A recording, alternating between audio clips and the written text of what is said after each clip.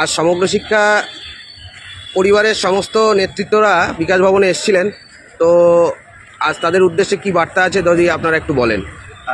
প্রথমেই আমরা সমগ্র শিক্ষা মিশন বাঁচাও যৌথ নেতৃত্বের পক্ষ থেকে ৮০,০০০ কর্মীদের কাছে আমরা কতগুলো কথা আজকে পরিষ্কার জোরালোভাবে তীব্রভাবে বলতে চাই। 23 এপ্রিল থেকে আমাদের যে লড়াই শুরু হয়েছিল, আমরা সরকারের সাথে চোখে চোখ রেখে আমরা লড়াইটা করে সরকার অবশেষে 25 তারিখে ফাইলটা করতে বাধ্য হল। তারপরে আপনারা জানেন ইতিহাস আমি আজকে আর বলছি না। আজকে আমরা যৌথ মঞ্চের নেতৃত্বের পক্ষ থেকে এসেছিলাম চক্রবর্তী মহাশয়ের সাথে দেখা করার জন্য। এটা জানতাম না। আমরা আবার 11 তারিখে ওনার সাথে কথা বলবো। আমরা চেষ্টা করবো ওনার দিন আমাদের অপেক্ষা করতে হচ্ছে, কেন অপেক্ষা করতে হচ্ছে সেটা আমাদের পরিষ্কার বলতে হবে। অনেকটা আপনারা চুপচাপ থাকবেন, ওনার কথা মতোই আমরা চুপচাপ ছিলাম। আজকে 3.5 মাস অতিক্রান্ত হয়ে গেছে, সুতরাং আমরা চুপচাপ আর থাকবো না। 11 তারিখে ওনার সাথে আমরা কথা বলবো, ওনার কথা বলাতে বাধ্য করবো।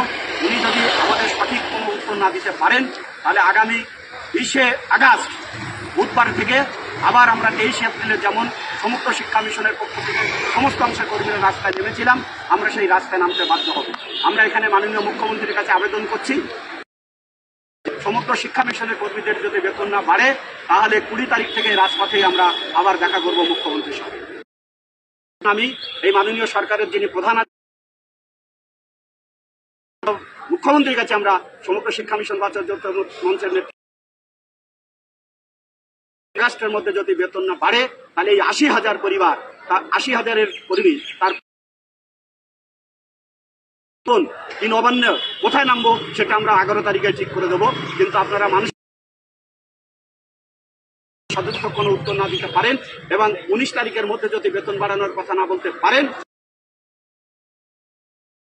আপনাদের কাছে রাখলাম। আমাদের এখানে যৌথ মঞ্চের নেতৃত্বরা আছে, এমএসকেএসএফ নেতৃত্ব আছে, প্যারাটিজার নেতৃত্ব আছে, শিক্ষাবন্ধু নেতৃত্ব আছে, স্পেশাল এডুকেটর,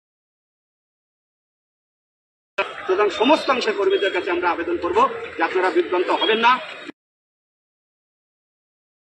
20 আগস্ট থেকে রাজপথেই সর্বশিক্ষার কর্মীদের রাত জাগা শুরু হবে। এই আবেদন সাড়া দেবেন। সমগ্র শিক্ষা মিশনকে বাঁচাতে হবে, পরিবারকে ব্যাপারে সরকারের কাছে বলেছি। ওনার কথা মতো আমরা 3 থেকে 3.5 মাস অপেক্ষা করছিলাম। উনি বলেছিলেন, তিনি বলছেন যা করবেন মাননীয় মুখ্যমন্ত্রী করবেন। তাই আমি মাননীয় মুখ্যমন্ত্রী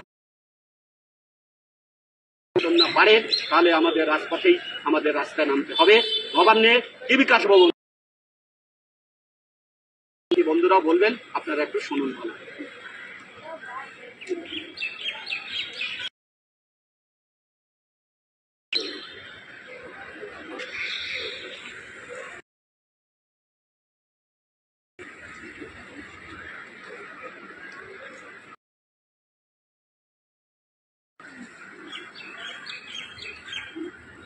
মাননীয় যারা এই শিক্ষার মধ্যে কাজ করছে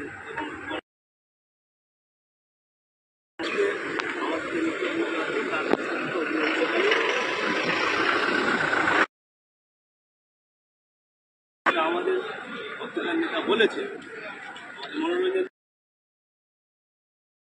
সবাই একটু তাড়াতাড়ি, নাহলে ভিডিও দীর্ঘ হয়ে যাবে। স্থাপন করার জন্য আমরা আমাদের আজকে এসেছিলাম।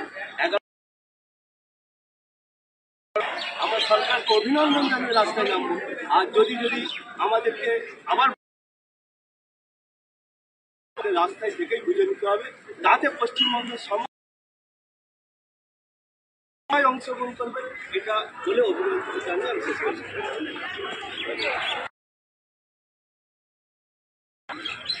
বলো তাড়াতাড়ি বলে শেষ করো বেশি, আর তারপরে ইয়ে খেতাম।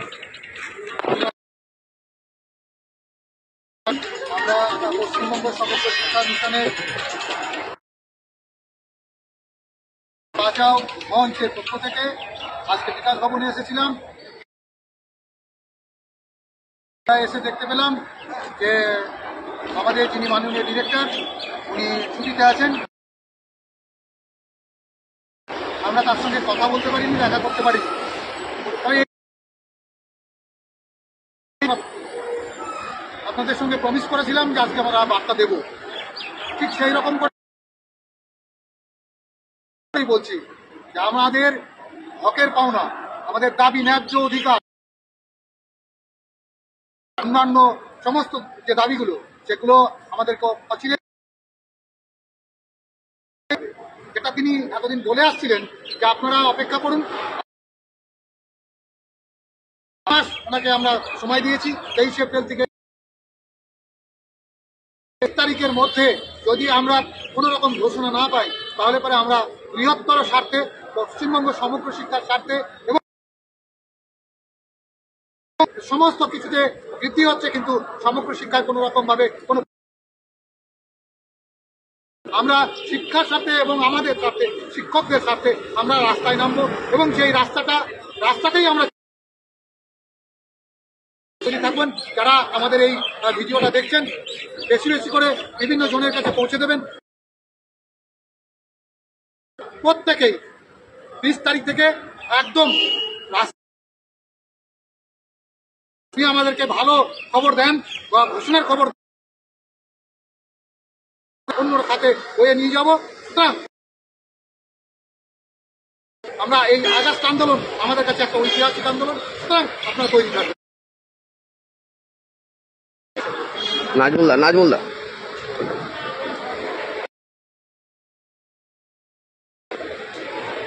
সাথী পশ্চিমবঙ্গে কর্মরত সমগ্র শিক্ষা মিশন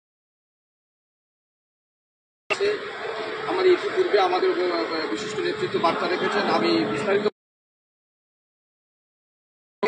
যে আপনারা জানেন যে ইতিহাস আমাদের শিক্ষা দিয়েছে মুক্তির একমাত্র পথ রাজপথ। মধ্য দিয়ে আমরা এতদিন মাত্র শিক্ষক থেকে শুরু করে সমগ্র শিক্ষা মিশনে যত কর্মচারী সিদ্ধান্ত মোতাবেক আপনাদের সহযোগিতা আমরা যে পথ চলছিলাম, আমরা 11 তারিখে আবারই আমরা সহযোগিতা নিয়ে এবং 11 তারিখে আমরা যদি কোনো পজিটিভ কোনো বার্তা এবং সুস্পষ্ট ফাইনালি বার্তা থেকে আমরা 100% পজিটিভ বার্তা আমরা পাই, নিশ্চিতভাবে আমরা 20 তারিখ থেকে সরকারকে অভিনন্দন জ্ঞাপন উদ্দেশ্য নিয়ে। আর যদি 11 তারিখে আমরা সেই অর্থে আমাদের আশানুরূপ কোনো বার্তা না পাই বা কোনো রকম বার্তা দিতে ব্যর্থ, পশ্চিমবঙ্গের সকল পার্শ্ব শিক্ষক থেকে শুরু করে এসএসকে, এমএসকে, স্পেশাল এডুকেটর, শিক্ষাবন্ধু, শিক্ষাবৃন্দ এবং কর্মচারীবৃন্দ যারা আছে সকলকে একত্রিত করে আমরা রাজপথেই থাকা আমাদের শুরু হবে। আমাদের পরিবার নিয়ে আমরা রাজপথে আসবো। সুতরাং বলছি আপনারা 20 তারিখের পর থেকে আপনারা মানসিকভাবে প্রস্তুত থাকুন এবং 20 তারিখের পর থেকে সে পিওলো টিপু হোক আর যাই হোক না কেন, আমরা কিন্তু আমাদের পেশার স্বার্থে, আমাদের শিক্ষকতার স্বার্থে আমরা 20 তারিখের কলকাতা রাজপথ